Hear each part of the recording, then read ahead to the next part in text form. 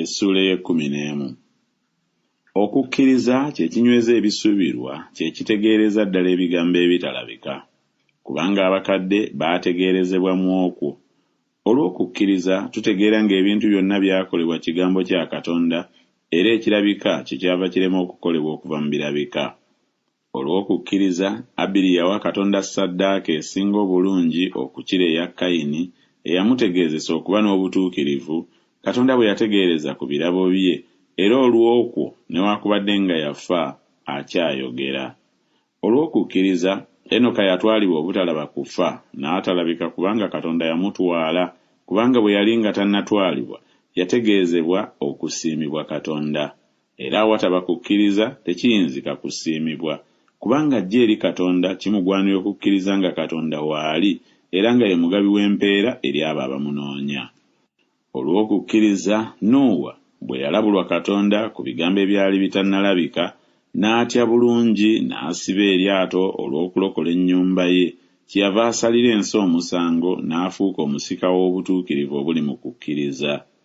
Olw'okukkiriza Ibulayimu bwe yayitibwa n'awulira n'okugenda n'agenda mu kifo kye yali agenda okuweebwa okuba obusika, n'avaayo nga tamanyi gy'agenda. Olw'okukkiriza n'abeera ng'omugenyi mu nsi eyasuubizibwa ng'etali ye, ng'asula mu weema wamu ne Isaaka ne Yakobo, basika banne ab'okusuubizibwa okwo, kubanga yalindirira ekibuga kiri ekirina emisingi Katonda kye yakuba kye yazimba. Olw'okukkiriza era ne Saala yennyini n'aweebwa amaanyi okuba olubuto newaakubadde nga yali ayitiridde mu myaka, kubanga oyo eyasuubiza yamulowooza nga mwesigwa. Era kyebaava bazaalibwa oyo omu era eyalinga afudde, abalinga emmunyeenye ez'omu ggulu obungi era ng'omusenyu oguli ku ttale ly'ennyanja ogutabalika. Abo bonna baafiira mu kukkiriza nga tebaweereddwa ebyasuubizibwa, naye nga babirengerera wala era nga babiramusa era nga baatula nga bagenyi era abatambuze ku nsi. Kubanga aboogera bwe batyo boolesa nga banoonya ensi ey'obutaka, era singa bajjukira ensi eri gye baavaamu bandibadde n'ebbanga okuddayo. Naye kaakano beegomba ensi esinga obulungi y'ey'omu ggulu, Katonda kyava alema okukwatibwa ensonyi ku lw'abo okuyitibwanga Katonda waabwe, kubanga yabateekerateekera ekibuga. Olw'okukkiriza Ibulayimu bwe yakemebwa n'awaayo Isaaka, era eyaweebwa ebyasuubizibwa n'essanyu yali agenda okuwaayo omwana we eyazaalibwa omu yekka, eyagambibwa nti mu Isaaka ezzadde lyo mwe linaayitirwanga. Bwe yalowooza nga Katonda ayinza okuzuukiza mu bafeera, era mwe yamuweerwa mu kifaananyi. Olw'okukkiriza Isaaka yasabira omukisa Yakobo ne Esawu, era mu bigambo ebyali bigenda okujja. Olw'okukkiriza Yakobo bwe yali agenda okufa yasabira omukisa abaana ba Yusufu bombiriri, n'asinza ng'akutamye ku musa gw'omuggo gwe. Olw'okukkiriza Yusufu bwe yali ng'anaatera okufa n'ayogera ku kuvaayo kw'abaana ba Isirayiri n'alagira eby'amagumba ge. Olw'okukkiriza Musa bwe yazaalibwa abazadde be ne bamukwekera emyezi 3 kubanga baamulaba nga mulungi ne batatya kiragiro kya kabaka.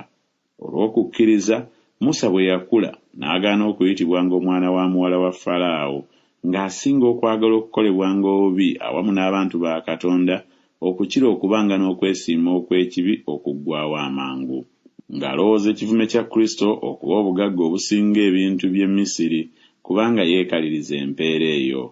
Olw'okukkiriza n'aleka Misiri nga tatya busungu bwa kabaka, kubanga yagumiikiriza ng'alaba oyo atalabika.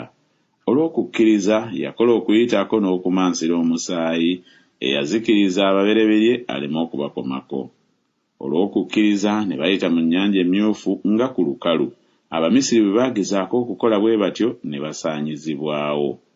Olw'okukkiriza bbugwe wa Yeriko n'agwa nga kimaze okwebungululirwa ennaku 7.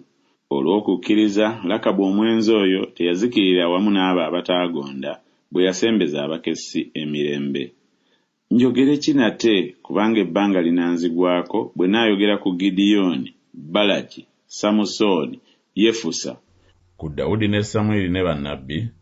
Olw'okukkiriza abo be baawangula obwakabaka, be baakola eby'obutuukirivu, be baafuna ebyasuubizibwa, be baabuniza obumwa bw'empologoma, be baazikiza amaanyi g'omuliro, be badduka obwogi bw'ekitala, be baaweebwa amaanyi okuva mu bunafu, be baafuuka abazira mu ntalo, be baagoba eggye ly'abamawanga.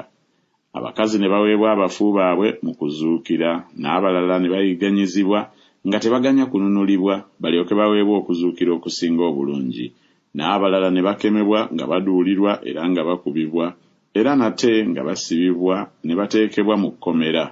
Baakubibwa amayinja, baasalibwamu n'emisumeeno, baakemebwa, battibwa n'ekitala. Baatambulanga nga bambadde amaliba g'endiga n'ag'embuzi nga tebalina kantu, nga babonyaabonyezebwa, nga bakolwa obubi, ensi beetaasaanira, nga bakyamira mu malungu ne ku nsozi ne mu mpuku ne mu bunnyo obw'ensi. N'abo bonna bwe baamala okutegeezebwa olw'okukkiriza kwabwe ne batafuna ekyasuubizibwa, Katonda bwe yatulabira edda ffe ekisinga obulungi, bo baleme okutuukirizibwa ffe nga tetuliiwo.